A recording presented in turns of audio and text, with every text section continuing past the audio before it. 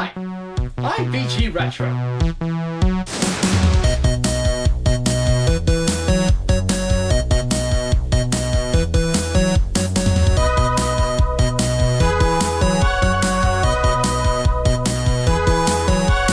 VGRetro, he's a retro gaming kind of guy.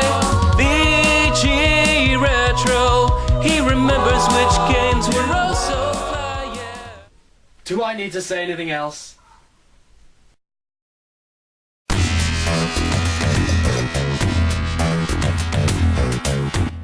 Virtual reality.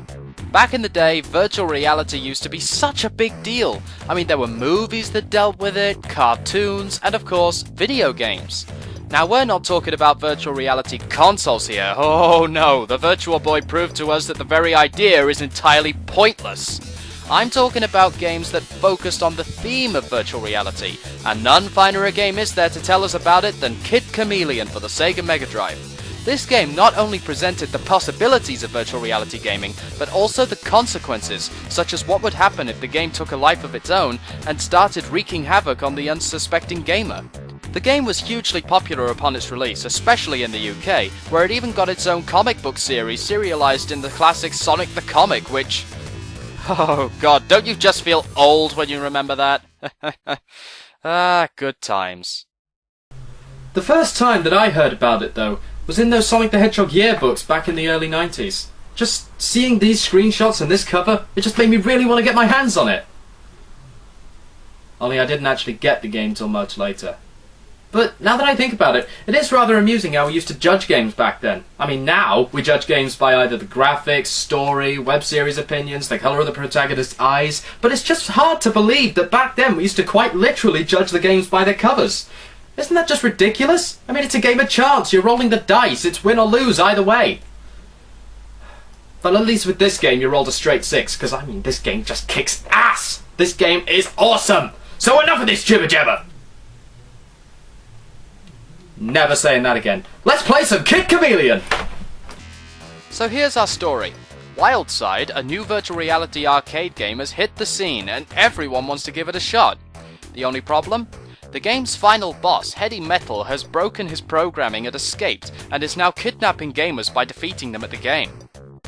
Man, that's scary stuff when you think about it. Imagine entering a game like this, watching those doors seal shut behind you, knowing that you'll never step outside those doors again if you get game over. I cheat myself! However, there is one gamer who refuses to be beaten. The coolest gamer in town, known only as... Kid Chameleon. No, really, that's what he's called in this game. I mean, I've gone over the manual several times over, but there's no real name for him in here. But then again, he's supposed to be a cool gamer who's best at everything. Now I wonder who it could be.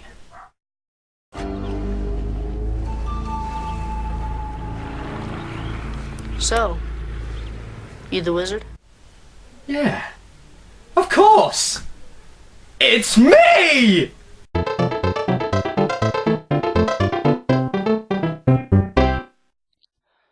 Then again, the comic decided on the name Casey for the character, so it's what I'm going to refer to him for the remainder of this review. Let's start by discussing the gameplay. You begin the game as Casey, and you'll find the game bears a similar gameplay style to Super Mario Bros. After all, you have the platforming side-scroller element of jumping on enemies, breaking blocks to reveal useful items, having a run button to go faster, etc. But regardless, this game does have elements of its own, and its similarities to the Nintendo franchise don't damage its overall quality. The items that you can collect from the blocks include various treasures. The diamonds, for example, don't work the same way as Mario's coins or Sonic's rings. Collecting them won't give you an extra life, but they will give you special powers that will be useful in the more challenging spots of the game. You can also collect extra lives and coins in the boxes, the coins acting as continues. However, the most important items these boxes contain are the helmets. These are the key element for playing the game. For example, at the beginning of the game, Casey only has 2 units for health, so logically you won't get through the whole game with him alone. The helmets have their own health points, and they also have their own unique abilities that can be used for the various obstacles that await you. The Iron Knight can climb walls, the Red Stealth can use his sword to attack enemies and break blocks below you, The Maniacs can throw axes, the Berserker can charge through blocks, the Juggernaut can fire skull projectiles, Micromax can wall jump, Cyclops can fire laser beams to reveal hidden blocks, Skycutter can fly upside down to get to the harder to reach areas, and Cyclone can fly. They all have 3 units of life between them, with the exception of Iron Knight who has 5 units. They each have their own uses for the diamonds too, but if you want to know what they are, then you'll have to find that out for yourself. The levels are creatively designed, and we have many locations to explore, such as forests, mountains, underground caves, tropical islands, tribal valleys, the big city, ice glaciers, marshlands, deserts, and even a sky fortress. Each looks stunning, and the graphics for the game are excellent. The music also has a cool, heavy metal kind of feel in many of the stages, and that's awesome. The enemies are also cool. We begin with dragons, rocks on wheels, tar demons and so on, but as the game goes on, we get fire demons, a great giant lion lord, whales, and even those gems from Echo the Dolphin. But with all the enemies you have to face, there are still many stage hazards to contend with left, right and center. The biggest stage hazards usually come from the blocks. Blocks that launch spikes at you, blocks that disappear when you touch them, blocks that vanish, and blocks containing lethal drills. Now speaking of drill blocks, let's not forget those bastard drill walls. These things are ridiculous. There are 2 or 3 stages containing them and they chase you all the way to the exit. They're not too fast, but knowing that there's a raging wall of death coming towards you, you're gonna panic and lose concentration. Other blocks in the stages can be moved or hit to create new platforms, and there are rubber blocks to reach higher areas. There are also lifts that shoot you high into the air when you hit them. Only don't stand underneath them or you're a dead man. Now for beating stages. You have 2 options. The first and most obvious way of beating each stage is to use the flags. Reaching them will take you to the next level. You can earn a high score if you reach the flag within a certain time limit, and you can achieve a bigger bonus if you either find shortcuts, don't get hit, collect no items, and so on. You will also receive an extra life every time you get 50,000 points. The second way to beat stages is to use the telepaths. They're scattered around the stages and can take you either to another point of the stage you're in, to a bonus area to collect new items, and can even skip you ahead several stages. On the other hand, some telepaths either take you to the harder stages, or take you back to the beginning of the stage you're in, and some even take you back several stages. So when using the telepaths, be sure to keep a note of which ones you take and where they take you, lest you make the same mistake twice. With all this stuff to keep track of, the game is definitely a challenging non-linear platformer. You really have to look hard for the exits and shortcuts, and making sure to look carefully around for the right helmets that will get you through. There are even moments where you can become completely trapped in a stage, but thankfully there's a suicide option to take you back to the beginning of said stage. We've talked about most of the important aspects of the game now. The enemies, the helmets, the paths and such. But that doesn't really cover everything. I mean, this game contains 4 worlds, each with a vast number of stages. There's no real way of beating all of them in one sitting. I mean, some you can skip, some you can leave with a telepath, and so on. So let's take this time now to discuss the bosses. At the end of each world, you'll face a boss which comprises of 3 heady metal faces that you'll have to defeat. There's the Shishka boss, who fires green blobs at you while hovering around on a large arrow. He's pretty simple. Then you have the boomerang bosses who fly around the forest shooting boomerangs at you. This guy too is easy to beat. But the harder boss is the Bagel Brothers. They fly around the city shooting their green blobs at you, but there are many obstacles that get in the way and it's really tough to finish him. Overall though, the bosses are fun to face and this game is just great, but really, it just gets impossible at times. It gets so hard, it almost contends with Tecmo Shadow Warriors. Oh yeah, I went there. I've been playing this game for years, and as much as I love it, it's still nigh on impossible to get to the end of the game this way. I mean, you'll begin by progressing through each level just fine, and it feels really rewarding when you get to the end of each stage, but then the game will hit you with one that'll drive you to the very brink of insanity. Now that we've cleared most of the game, it's time to talk about the final boss. Now how do I do that? I mean, like I said, I've never actually made it all the way through the game. So how can I talk about the final boss? Well, like this. Go to Blue Lake Woods 2, and at the very end, instead of going to the flag, jump across the blocks until you get to the final block just above the flag.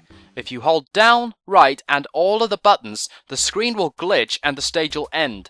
Now, instead of going to the mountains, you'll be taken to the final stage. Plethora. A very appropriate title, because Heady Metal throws everything he has at you, and I mean everything. He's got more heads than usual, all squashed together, but little heads fly across the stage, launching smaller heads at you, and there's very little room to breathe, and the helmets in this stage aren't entirely helpful at all. Cyclone can fly, sure, but it isn't that useful in a closed-in environment like this. Micromax is also unhelpful, as it catches onto walls when you don't want it to. The way to defeat this boss is to get on top of him and keep hitting him until his eyes bulge and pop out of his body.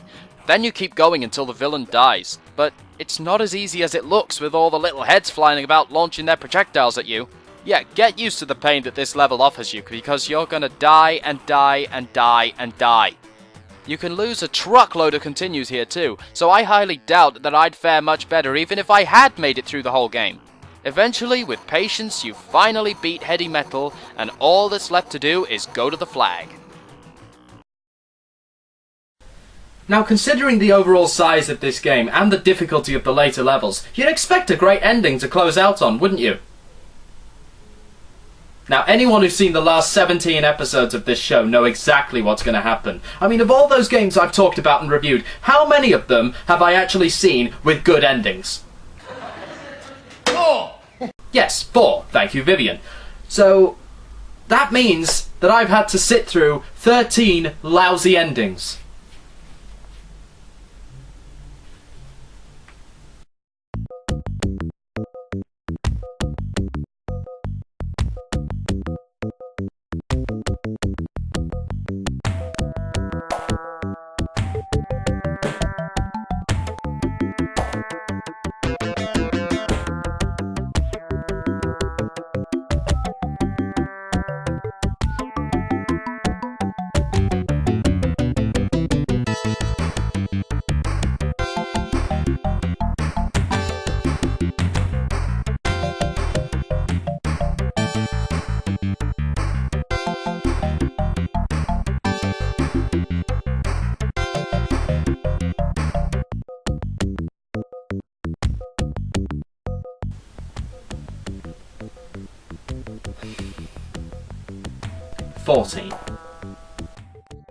Really?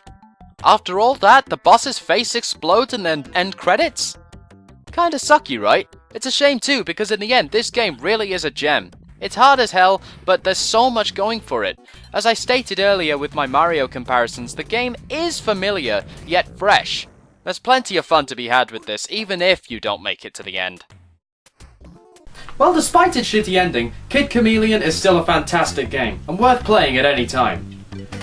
So now begs the question, what do I review next?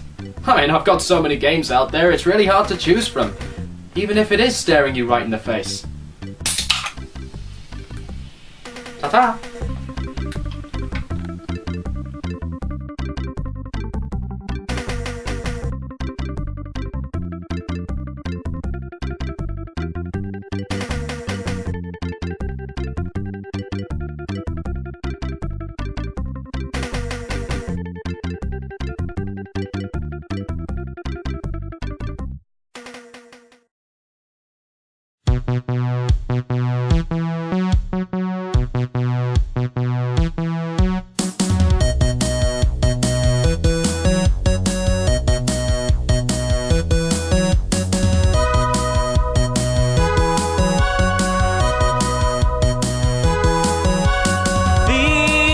VGRetro, he's a retro gaming kind of guy. VGRetro, he remembers which games were oh so fly, yeah.